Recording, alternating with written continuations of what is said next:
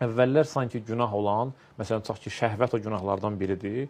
O bədənin həddindən artıq ön plana çıxması ilə, istər rəsmlərdə, istər sözdə, şəhvət sanki o belə günah kateqoriyasından biraz sıxışdırılıb, sanki legitimləşdirilməyə başlayır. 19-cu əsrdən sonra isə artıq, yəni elmi inqilab, 17-dən daha sonra 19-a doğru, elmi inqilabdan sonraki dönəmdə sanki əvvəllər məşhur bir zarafat da var da bundan. Sanki əvvəllər günah olan, sonra keçir psixologiyanın ərazisinə.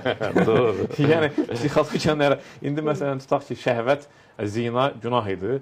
Amma indi psixologiyada nimfomaniya deyirlər də. Aşırı həddindən artıq cinsel istək. Yəni onu artıq psixologiyanın belə deyək ki, kriptomaniya, oğurluq olmaz. Məsələn, indi kriptomaniya onun ərazisinə keçməyə başlayır. Artıq ona yazıqlanmamız lazımdır. Günahlandırmaq yox. Günahlandırmaq yox. O artıq sanki belə patologiyadır bu artıq. Müalicə oluna bilər, yaxud hansısa əlavə antidepressionlarla kontroldə saxlanıla bilər. Hətta bəzilərini normaya da gətirdilər. Məsələn, dinlərdə nəzərdə tutulan bəzi məsəl üçün pozğunluqları sonra normaya çevirirlər ki, o heç patologiya da deyil, normadır. Bəli.